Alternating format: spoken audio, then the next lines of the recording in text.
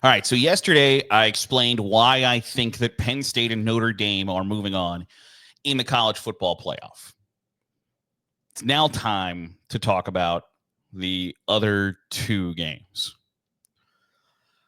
I'm going to start with Clemson, Texas, because I don't think that this game is going to be especially close. I think that Texas is going to beat Clemson somewhat handily. And I don't think it's going to be a butt whipping straight from the get-go.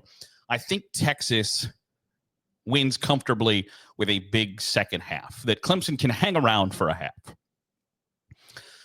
And then Texas does what Texas does.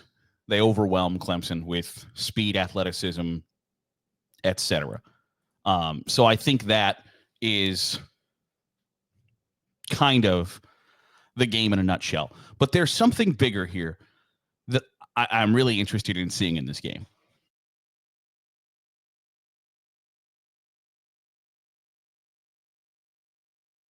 And that is, if it doesn't go according to plan, if things aren't great, perfect, etc., or if Texas loses, what happens then? Because I think we could see Quinn Ewers decide against going to the NFL draft. I don't know that it's likely. I just think that it is a possibility. Because when you start to look at who could be / would be / maybe above him in the NFL draft rankings for the quarterback position, is he a top 10 pick? I don't know that the answer to that question is yes. And so if he's not, does Quinn Ewers come back for another season? And if he does, Texas has to choose between Quinn Ewers and Arch Manning. And that would put Texas in the same spot that schools like Oklahoma, Kansas State found themselves in last year, where you have an established quarterback. Kansas State had Will Howard. Oklahoma had Dylan Gabriel. And they had to choose between the established old guy or the up-and-comer Avery Johnson at Kansas State, Jackson Arnold at Oklahoma. Can Texas be in a situation where they have to choose between Quinn Ewers and Arch Manning? Because I don't know that Quinn Ewers would like the decision that Texas might make in that situation. So it's just something to watch and interesting to talk about, discuss, etc. Because it really, honestly, truly could come down to, if Texas doesn't play well, can we, one, see a situation where if Quinn Ewers doesn't play well in the first half, that we see Arch Manning in the second half? I don't know. Or if Texas loses and Quinn Ewers says, okay, that sucked. My draft stock is now not nearly where it once was. I am going to come back for my senior season. And Texas says, I'm really happy that you've made that decision, but you're going to have to play that senior year somewhere else. What will that do to the NIL market, the transfer portal market, etc.? Again, I'm not saying it is likely or it's a slam dunk. I just think that it's probably more likely than people think it is. It's been a foregone conclusion that Quinn Ewers goes like, this is it. I'm out. And I don't know that it's as much of a slam dunk. And maybe if he gets to that spot where he says to Texas, hey, you know what? I'm thinking about coming back for another year. That Steve Sarkisian says, you can do that, but you're going to do it somewhere else. And that leads Quinn Ewers to the NFL draft. I don't know. But I don't think he is a top 10 slam dunk pick. And you could probably argue that he might not be a slam dunk first round draft pick. Now, I would think that he will impress enough at the combine at pro days to work himself into that first round status. I don't know that he's in play for the number 1 overall pick or the top quarterback prospect at this point anymore either. Could he be in the next class? Potentially. And maybe that extra year will really help him. But it sure would be interesting to see that play out now, wouldn't it? Because Texas is going to have to choose if Quinn Ewers decides he wants to stay. And I don't know that Quinn Ewers is going to like the answer he gets if he tries to stay. But I think Texas wins. I think Texas wins somewhat handily. I don't know. I think it's probably closer than the Notre Dame, Indiana game and the Penn State, SMU games. So the Notre Dame, Indiana, Penn State, SMU are the first two in the college football playoff. Notre Dame, Indiana on Friday, Clemson, Texas on, or SMU, Penn State, noon at Saturday. Clemson, Texas is the next game. And then the nightcap is Ohio State, Tennessee. And I have flip-flopped on this back and forth because at the end of the day, I don't know how Ohio State responds to losing to Michigan. Because there are two ways to look at it. What does Tennessee do really well? They run the football and they stop the run.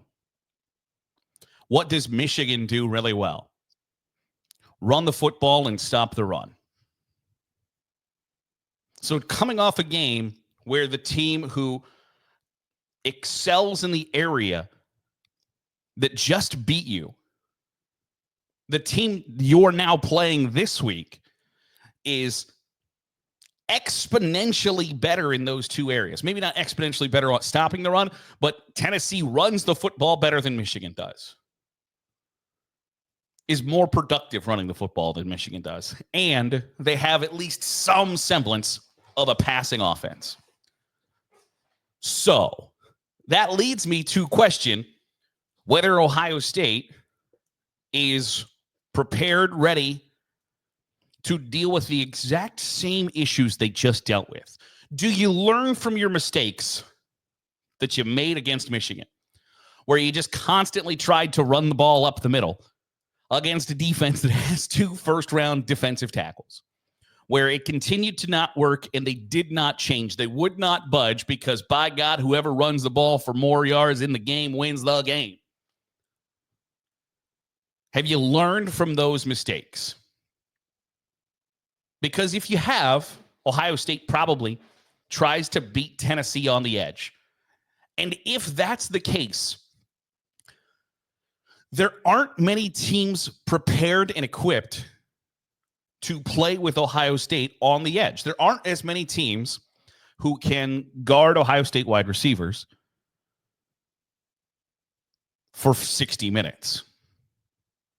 So if Ohio State's learned from their mistakes, so if we're just going to run the ball right up the gut and try to outman you, we're going to show you how tough we are, and they failed at it.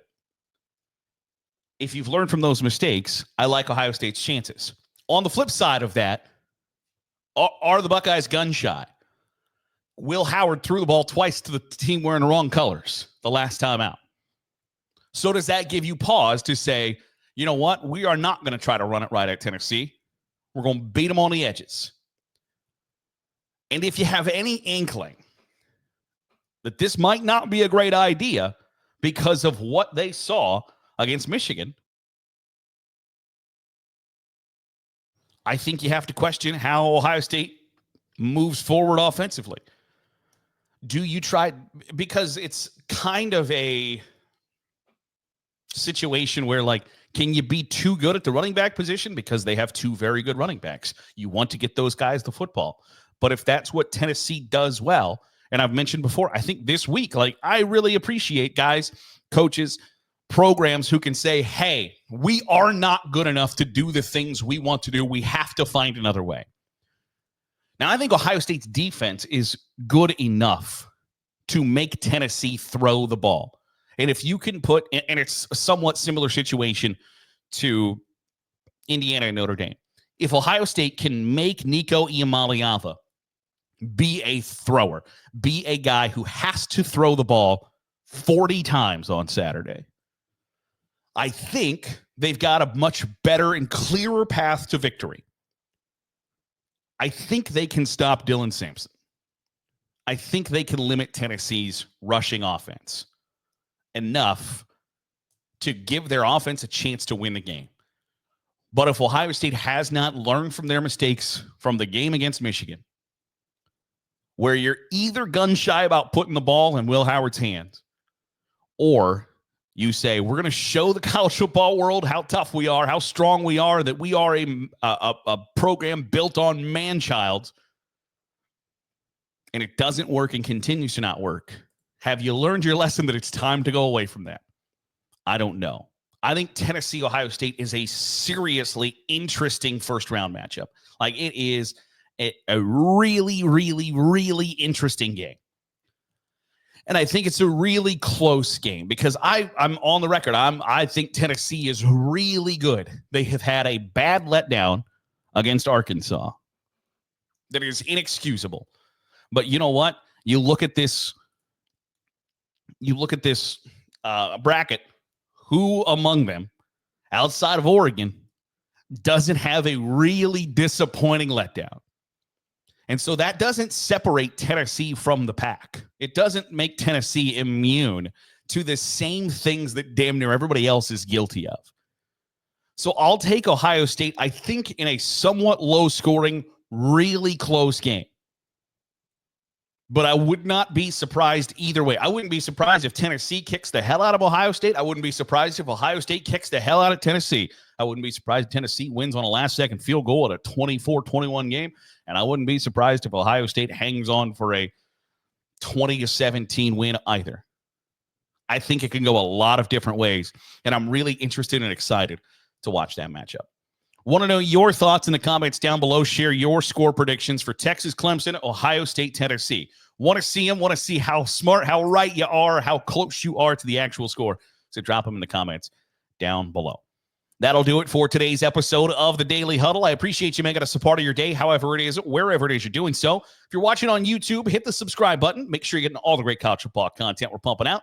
If you are listening on the podcast feed, drop a 5-star review. It goes a long way in helping out the channel. I'll see you on Sunday. We'll recap the first round of the college football playoff right here on the Daily Huddle.